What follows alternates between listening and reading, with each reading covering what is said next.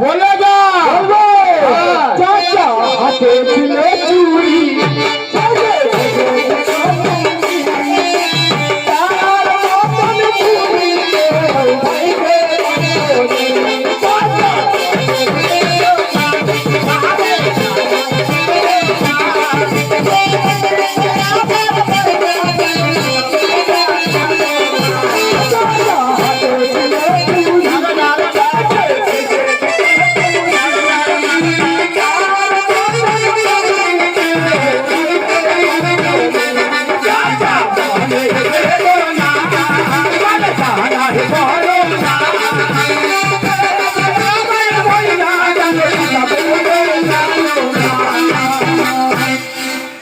ওই ভাটিজা তোর শব্দ শুনলাম। হ্যাঁ তোর বাল বাচ্চা কটা খেয়ে পুয়াইছে।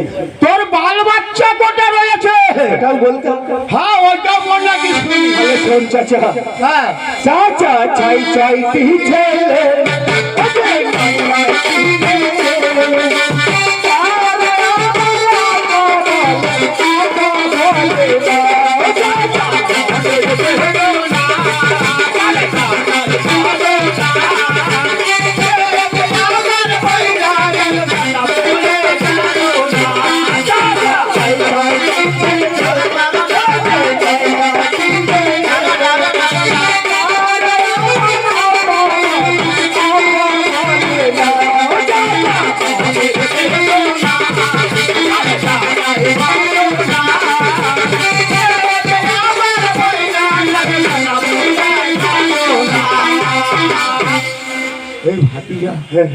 সবই তো শুনলাম। তুই সব দুঃখ সব ভুলে যা। ভুলে গেছি। তুই নেড়ুকে এক্ষুনি কি কোথা দিয়েছিস? দক্ষিণ পাঠাতে বাণিজ্য করতে যাওয়ার জন্য বেলা অবসান হয়ে যাচ্ছে। আমাদের ইষ্ট দেবতাকে স্মরণ করে নে। তাড়াতাড়ি বেরিয়েছ। তাই চলবে চাচা।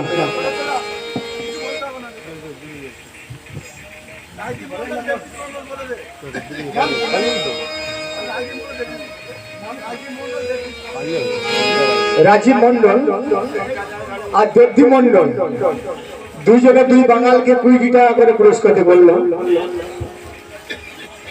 ওদের জন্য সবাই মিলে একটা জোরে হাততালি।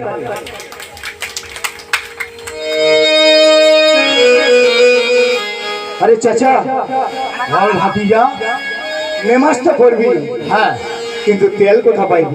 তেল? ওরে তেলের ভাবনা ভাবতে হবে না। কেন রে? আমি যখন ছোটবেলায় মা যখন আমাকে যখন রোদে যে ঠাকুমা কি করেছে জানিস? কি করেছে? ওই নাকে তেল দিয়ে আমার মায়ের কোলে নাকি শুকুরে দিয়েছিল। সেই তেলটা আমার নাকের ভিতরে রয়েছে।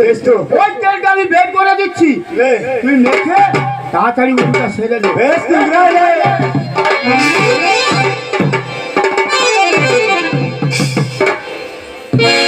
আরে চাচা বল করবি, কিন্তু পানি কোথা পাইবি? পানি?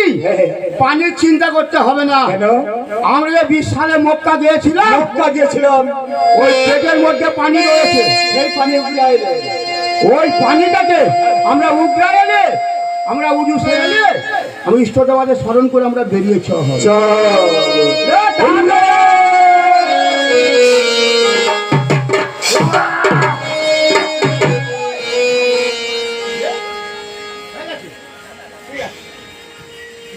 চাচা বল ভাতিজা, তাহলে তো এবার নামাজটা পড়তেই হবে। হ্যাঁ তাহলে নামাজ আমাদের পড়া শুরু করে দেই। হ্যাঁ। আল্লাহ